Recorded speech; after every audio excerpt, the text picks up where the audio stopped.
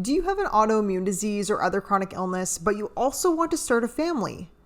Have you wondered about how to make this happen or if you even can? My guest this week is Jessica Lorion, an actress and mama in training who's decided to make some lifestyle changes, including the AIP diet, in order to get herself in a better place physically with her psoriatic arthritis so that she can start a family. So let's get right into this week's episode of Chronically Living. I'm Kelsey Harris, chronic illness warrior and psychotherapist. On Chronically Living and How to Make the Most of It, we're providing tangible ways to improve the well-being of spoonies. So get ready to make the most out of your life, even with that pesky chronic illness.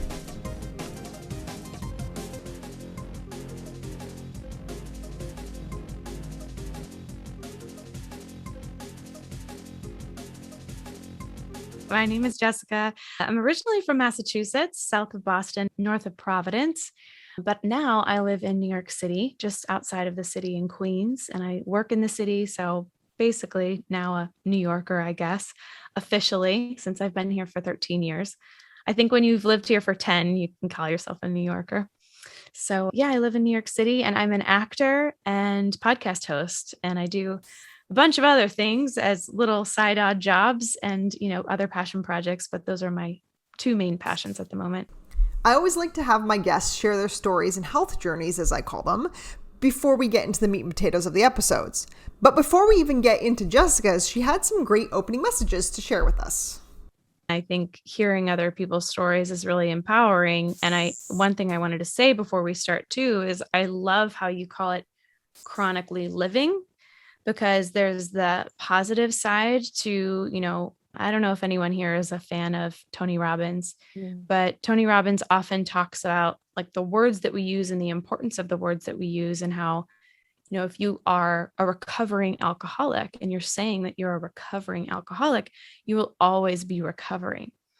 And so I think it kind of plays into the same realm of, I have an autoimmune disease. So if I have a chronic illness and I have an autoimmune disease, I will always be the sufferer of that, but the way that you frame it, chronically living, it's for the positive, and it's the way that we can kind of overcome these things. So first of all, I just wanted to say, I think that's so cool.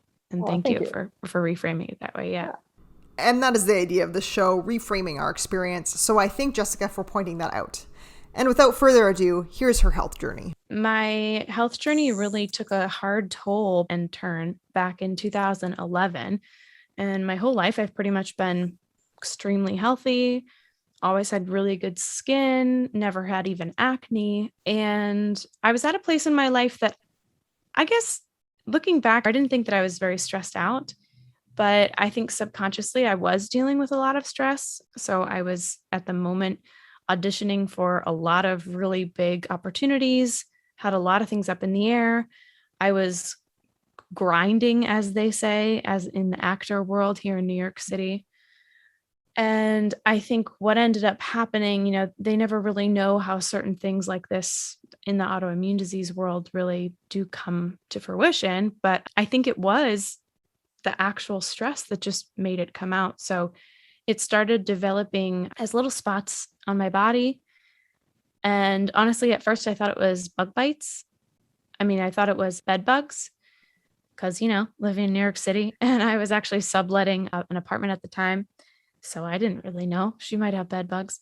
But one of my best friends had visited me from Chicago, and she was sleeping with me in my bed, and we were going to auditions together and living together essentially for like 2 weeks straight. And she didn't have any of these bites on her. So anyway, fast forward to a year later, and I was pretty much covered head to toe in what I then discovered to be psoriasis. I was then put on biological medication because when I was first given a steroidal cream, an ointment to put on the spots, that would help a little by little, but then I was completely covered head to toe. Minus my face, thank goodness. I just had a couple spots on the sides, but other than that, I was covered.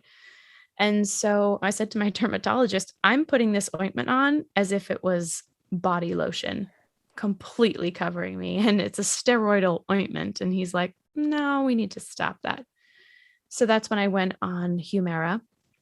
the biological medication.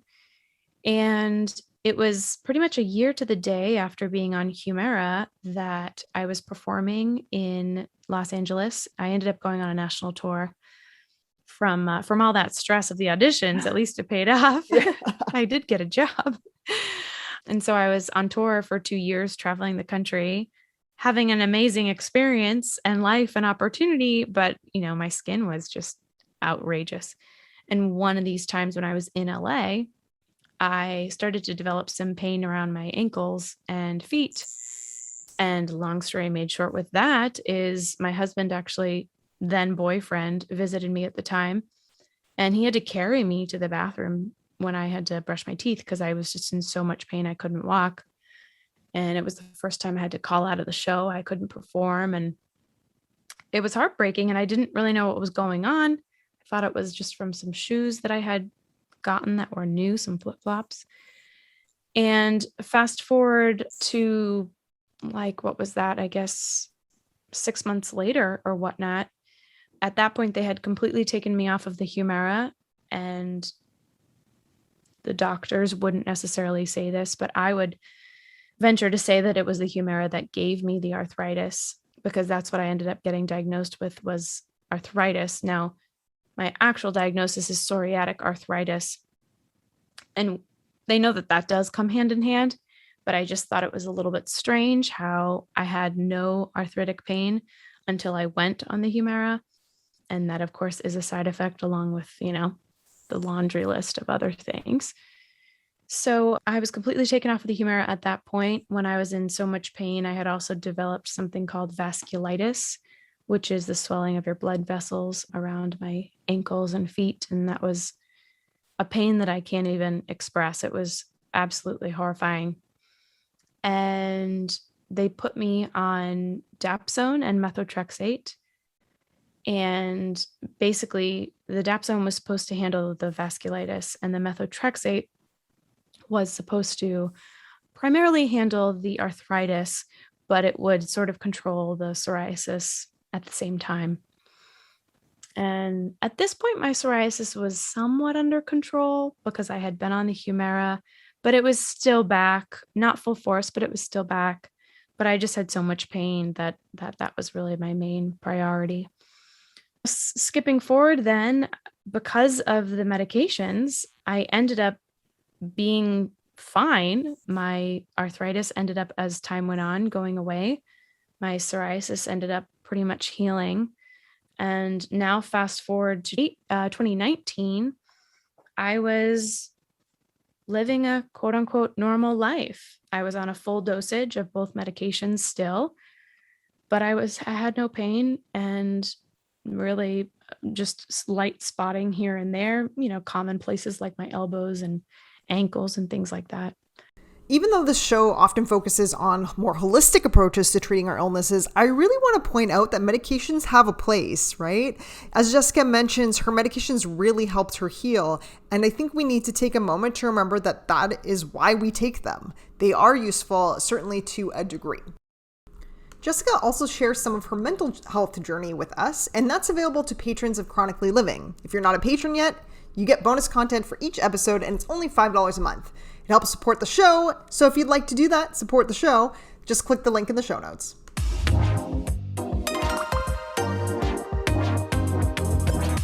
We're going to get a little more of Jessica's backstory leading up to what she's here to talk to us about today.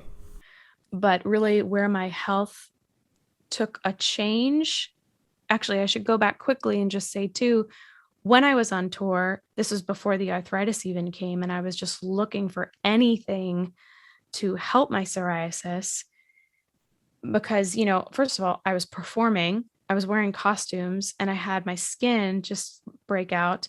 And at one point I was so embarrassed and shameful because my whole team there, from my director to my choreographer to my cast, everyone was unbelievable. But I'll never forget the moment that they said, "I'm so sorry, Jess, but can you start to put a little bit of medication on your chest? Because we can notice it from the house." And I was just like, crap. So, I had to start doing that. And that was not only uncomfortable, but also just sort of personally, mentally hurt. So I was looking for anything that I could possibly do to remedy this. I went on like an apple diet where I only ate apples for 3 days. God knows where I found that. But one thing I did discover was that gluten could affect, my psoriasis and could make it worse. So I decided to go gluten-free. But with that being said, I didn't really go gluten-free. Like everyone talks about how you go gluten-free, but then oftentimes, or whatever free, dairy-free, whatever free, but then you're often substituting these, other things, these gluten-free treats that are still chock full of corn and sugar and all these other things. So you're technically gluten-free, but I wasn't really, really aware of the full-on health parameters of being gluten-free. So in 2019, after my husband and I had been married for 2 years, we've now been together 13 years. So we had been together for about 10 at that time. And the conversation of starting a family was kind of coming up. And on my medications, I cannot have children whatsoever. I'd have to have an abortion. It's too dangerous for the fetus. So I knew that this journey to get off of medications was ahead. And I knew that I probably should start the journey soon because it would be a matter of weaning myself off of the medications. And I didn't know how long that was going to take or what would happen. And that's when really I decided to take my health into my own hands and really went on a strict, rigid diet and I made a plan to really heal myself from the inside out. As Jessica mentioned, she wants to start a family, and that can be much more difficult and require a lot more preparation when you have an autoimmune disease. So Jessica started with clean eating. Well, when I really decided, like I mentioned in 2019, to make the commitment to really do this and heal myself truly from the inside out, because my plan, which doesn't have to be everyone's plan, but my plan was I did not want to go on another medication, if at all possible. And I needed to completely be off of the medications that I was on currently. And not only that, but I have to be off of those medications for about 6 months, give or take, before I even start to try to conceive. And the funny part is a lot of people are like, oh, well, oftentimes when you get pregnant, your hormones change. And then you might not even have your psoriasis or your arthritis anymore. And I'm like, well, that's wonderful, but I got to get to that point. Like there's still this gap of time that I need to wait it out.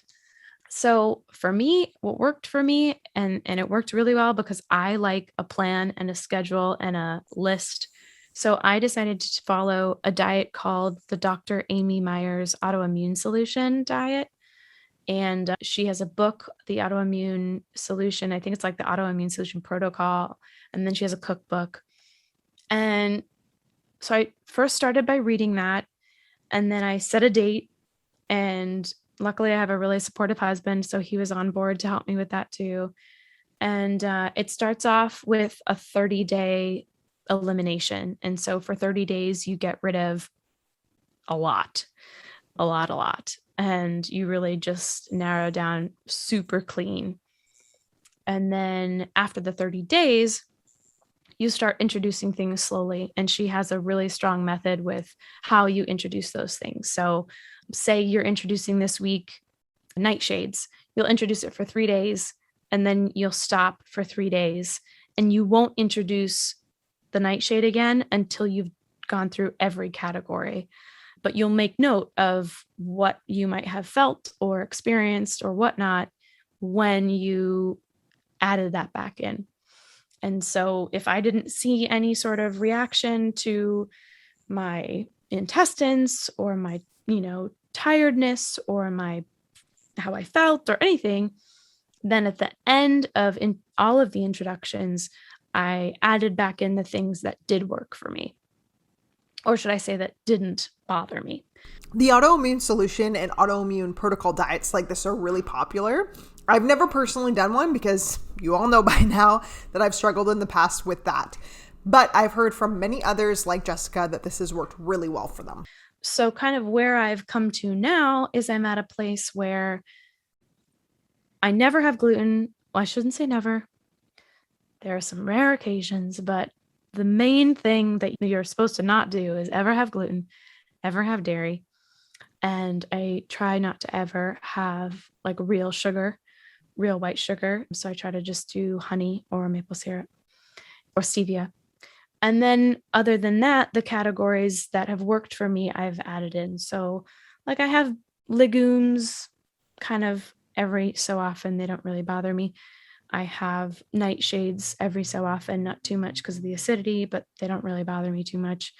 I have coffee, but I try to limit my coffee intake. So it's kind of like that. There's some things I have, some things I don't have. I don't have any oils. Like I really only have coconut oil or olive oil. I try not to have like any palm, canola, vegetable oil. So I've kind of come to a place where it's livable for me. And I'm happy to say that doing this way, I have now today, actually, no, tomorrow, actually. I thought about it today because I put my pills all in their spots today, but starting tomorrow, I will be completely off of my one medication, methotrexate, and I will work over the next month to get off of my very last medication. So I've gone down significantly. So we recorded this episode a few months ago, actually, and Jessica would probably, I guess, now be off of it for a while at this point. So hopefully she can give us an update on Instagram. Well, September 2019, I started the diet. January, I kind of got to a place of where I felt like I have a diet that, or a way of eating, I like to say more so, not a diet, but my way of eating, I really did that 2019. And then the pandemic hit. So I, in January, started lowering my medication. At the time, I was on 5 pills a week of the methotrexate and dapsone every day. And over time, I slowly have dwindled that down. And it took longer because of the pandemic. I lost my insurance and blah, blah, blah, and everything. So it's been drawn out. But honestly, in a way, it's probably for the best because, knock on wood, as of now, I have very, very minimal pain. I've noticed a little bit of sensitivity in my fingers, but very minimal. My skin is really good. And so, if I can go off this last medication tomorrow and feel great for the next month and then go off the dapsone completely by, what are we in? November, December, by January, I could be completely off my medication. So yeah, it's possible. Yeah. And like you said, like very little bit of maybe some pain sensations, but not too bad, like totally manageable is what you're saying. Totally manageable. Yeah. And it's the type of thing, like my one rheumatologist had said, if you start experiencing any pains, then we'll have to put you on another medication. And his initial reason for saying that was inflammation in the body can be really damaging to a fetus, actually more so than even some of these medications. But what I've been doing is really regulating through my blood work and all of that.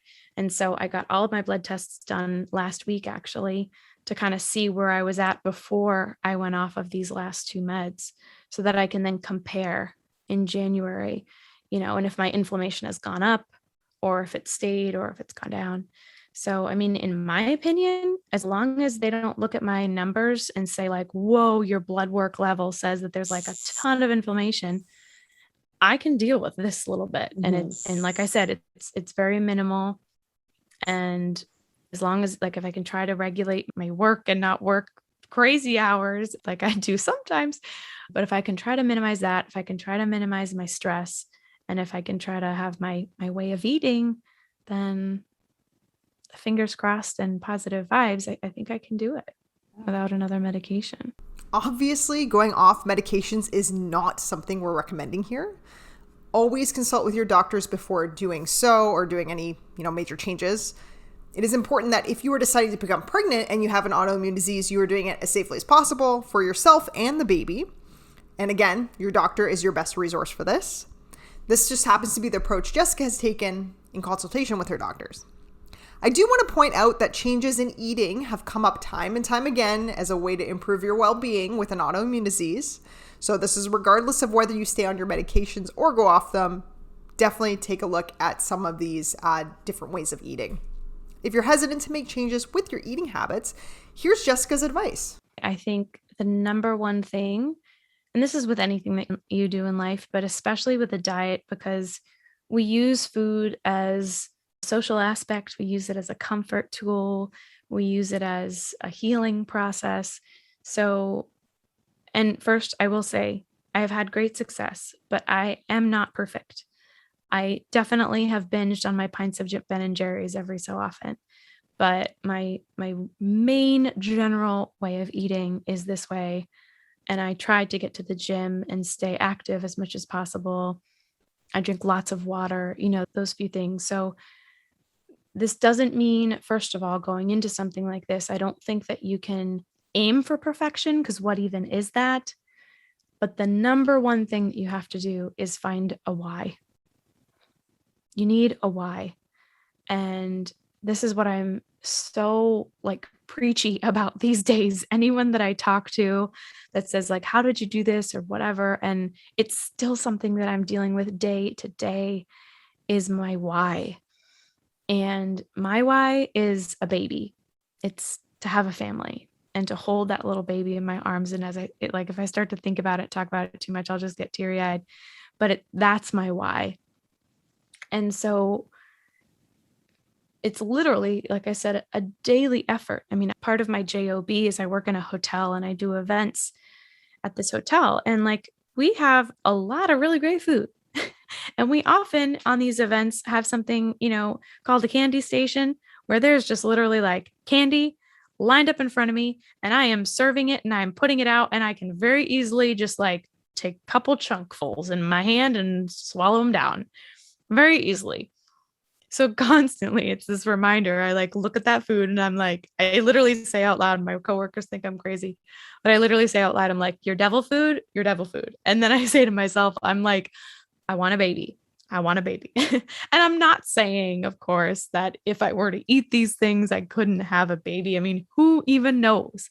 But for me, I'm just allowing myself this opportunity to be as clean as I can so that I can have those things. So for sure, coming up with your why is number one. And even if that's just, if you just have to lose weight, even if you don't have disease or anything like that, but you're just, you have to lose weight. Well, yeah, we all could lose a few pounds. There are some people who could gain a few pounds, but why do you have to do those things? Are you an older person who wants to lose those pounds or get healthier because you want to be around to see your granddaughter or your grandson get married, or you want to just see your grandson or your granddaughter, you want to meet them?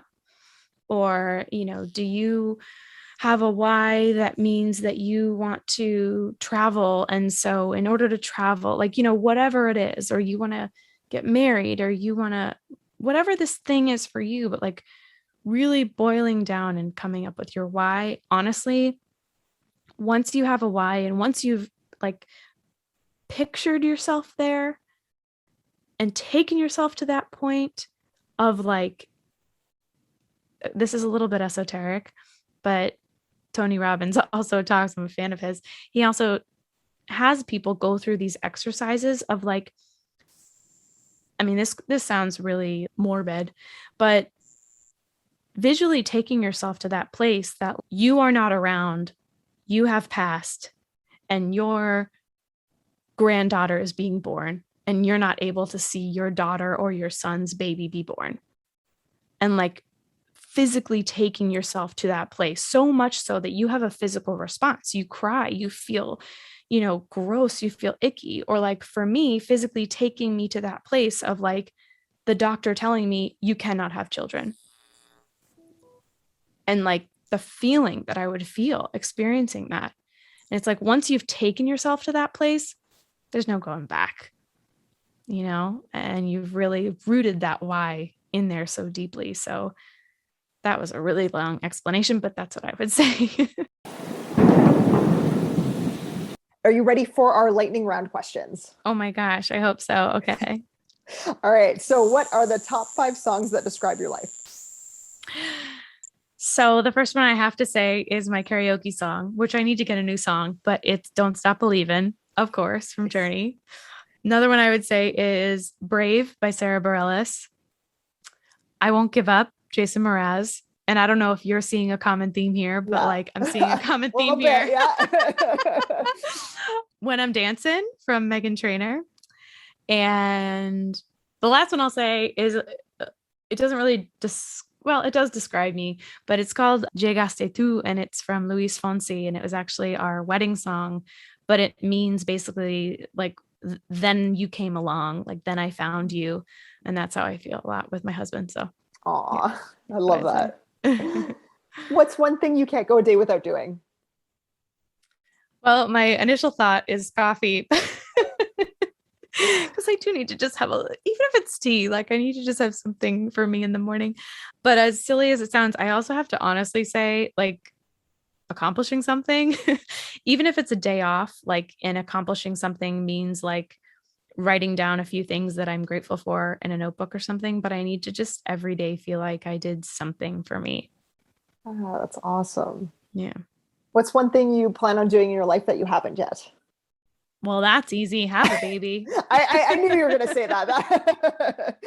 For sure. Become a mom, for sure. Yeah. Amazing. Describe your perfect day. I'm going to describe my perfect future day because I'm going to manifest it into the world. And so my perfect future day is I have my baby at home. I'm able to live at home. I'm able to work and live out of my house with my podcast, editing, well, maybe not editing, I'll push that off to the side, but hosting and creating my podcast with my baby and also acting professionally. So going on set for feature films and also recurring series, TV series and things like that. And being able to do it all from home. Yeah. Fingers crossed. Yeah. Mm-hmm. And how do you inspire others to make the most of their lives? Well, it's why I created the Mamas in Training podcast and Mamas in Training community. It's what I really has like fed me. And so I decided to start this podcast when I discovered that I'm going to have this waiting period of motherhood. And so I interview women about what they wish they had known before they became pregnant and entered motherhood, so that all of us mamas in training can really learn, and I can learn right alongside my audience. And so I've built a community, and really I'm providing the extra support that women might need to have support, community, guidance, and kind of get those tips that you might not necessarily just get from a book or your doctor. So that's great. Awesome. Yeah. And so where can we find you and follow you then? For the podcast, you can find me everywhere, pretty much. Mamas in Training. That's with an A. So MAMAS at mamasintraining.com, Mamas in Training Facebook group. You're more than welcome to join. It's a wonderful community. And on Instagram, it's Mamas in Training Pod, POD. And then personally, you can find me there, but also on Jessica Lorion, at Jessica Lorion on Instagram, jessicalorion.com, pretty much everywhere. Jessica Lorion and Mamas in Training. And I respond to all of my messages, DMs. You can email me, info@mamasintraining or info@jessicalorion.com. And I'd love to hear from anybody and hear your journey as well. Amazing. Thank you so much for coming on. You've been a really insightful guest, so I really appreciate it. Thanks, Kelsey. It was so nice to be here. And I hope everyone continues to chronically live in a positive way with a strong why.